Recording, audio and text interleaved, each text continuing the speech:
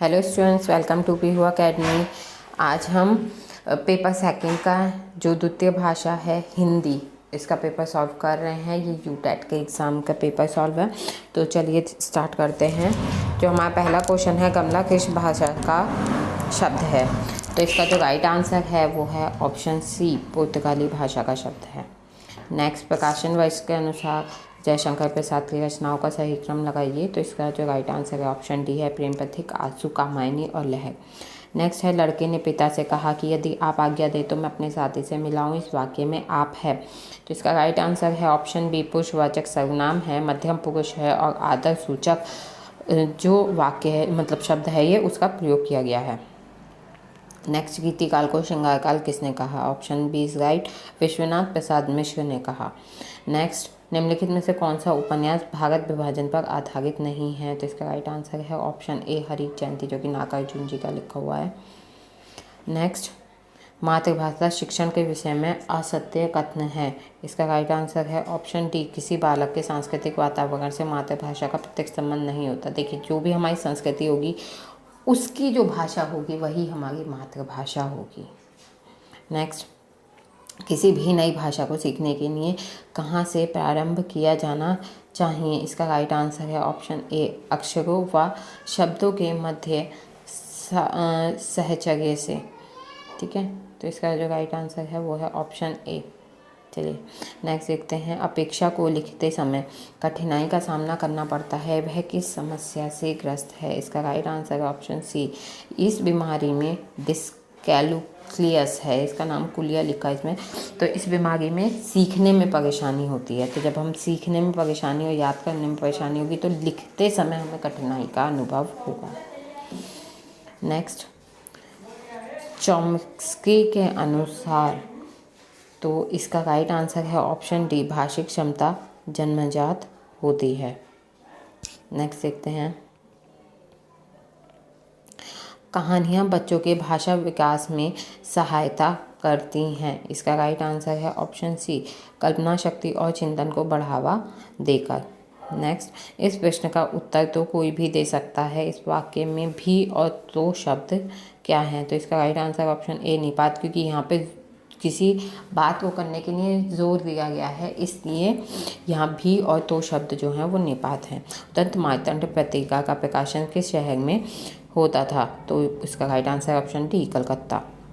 मुख होई बाचाल, पंगु चले गिरवर गहन, जासु कृपासु दयाल, द्रवो सकल कलिमल दहन। इन पंक्तियों में कौन सा छंद है? तो इसमें जो है सौता छंद है, रामचरितमानस में, रामचरितमानस की पंक्तियां हैं। नेक्स्ट देखते हैं, शब्द दिया है और समास दिया है, हमें ये बताना है कि एक दूसरे से कौन से मैच कर रहे हैं। तो इसका जो राइट आंसर है वो है ऑप्शन डी, क्योंकि ये देखिए त्रिभुवन, तीन गिनती आ गई है ना, 3 भवन, तो ये द्विगु समास हो गया। पीताम्बर बहुव्रीहि समास हो गया, क्यों? पीले वस्त्र वाला पीताम्बर। तो इसे हम किस और चीज़ से मैच करते हैं? पीले वस्त्र वाला पीताम्बर हम किसे कहते हैं? हाँ, कान्हा जी को कहते हैं। ठीक है, प्रतिदिन, प्रतिदिन में हो गया अव्यय भाव, और शरणागत मतलब शरण में आया हुआ, तो यहाँ पे क्या हो गया? तत्पुरुष समास हो गया। आइए नेक्स्ट देखते हैं। देखिए, एक पैराग्राफ दिया हुआ है, उसके बाद उससे रिलेटेड क्वेश्चंस पूछे गए हैं। चित्रलिपि क्या है? तो इसके अकॉर्डिंग है ऑप्शन सी, किसी घटना की श्रृंखलाबद्ध चित्रों द्वारा प्रस्तुति। नेक्स्ट, लिपि के आविष्कार का सर्वाधिक प्रभाव किस क्षेत्र में पड़ा? तो इसका राइट आंसर है ऑप्शन बी। नेक्स्ट देखते हैं,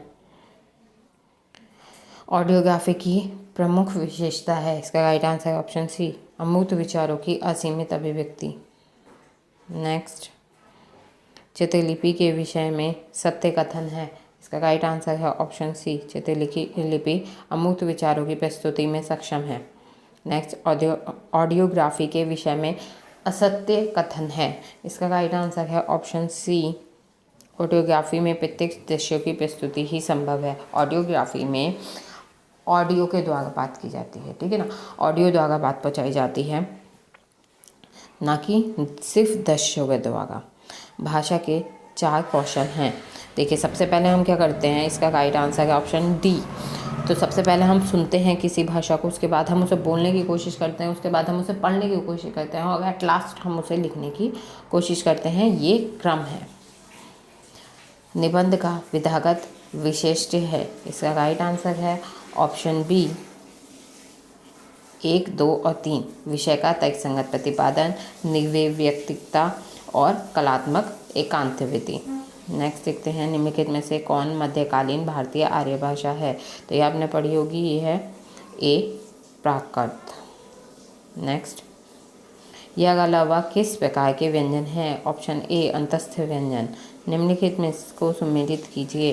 तो अब हमें इसमें संधि बतानी है, तो इसका जो राइट आंसर है वो होगा ऑप्शन बी। देखिए, सबसे पहले में महाऋषि में गुण संधि है, महा प्लस ऋषि। नेक्स्ट, तथैव में वृद्धि संधि है, तथा प्लस एव। नेक्स्ट, प्रत्येक में कौन सी संधि होगी, यण संधि, जिसका एक नियम है कि प्रति प्लस एक, मतलब छोटी ई के बाद यदि उसके अलावा कोई भी वर्ण आता है तो वो वर्ण आधा हो जाता है और ई की मात्रा या में परिवर्तित हो जाती है। तो प्रत्येक, यण संधि। पवन, प प्लस वन, पवन, ठीक है, प प्लस अन, सॉरी, प प्लस अन, पवन। तो ये किस चीज़ का है, ये अयादि संधि का है। इसमें इसकी एक पहचान है कि इसमें जो शब्द होते हैं जो कि संस्कृत के शब्द होते हैं, गूढ़ शब्द होते हैं, वो आते हैं अयादि संधि में। तो देख लीजिए आप, तो इसका जो आंसर है वो हुआ बी ऑप्शन। नेक्स्ट, 85, निम्न में से कौन सा वाक्य शुद्ध है। इसका राइट आंसर होगा ऑप्शन डी, काव्य, नाटक और कहानी पर्याप्त संख्या में प्रकाशित हुए हैं। नेक्स्ट देखिए, पैराग्राफ दिया गया है फिर से हमें, और इससे संबंधित हमें प्रश्नों के उत्तर देने हैं। तो उपयुक्त गद्यांश के अनुसार उचित कथन है। इसका राइट आंसर है ऑप्शन बी, जगत अनेक रूपात्मक है और हृदय अनेक भावात्मक। देखिए, ये चीज़ हमें यहाँ पे पैराग्राफ में दे रखी है,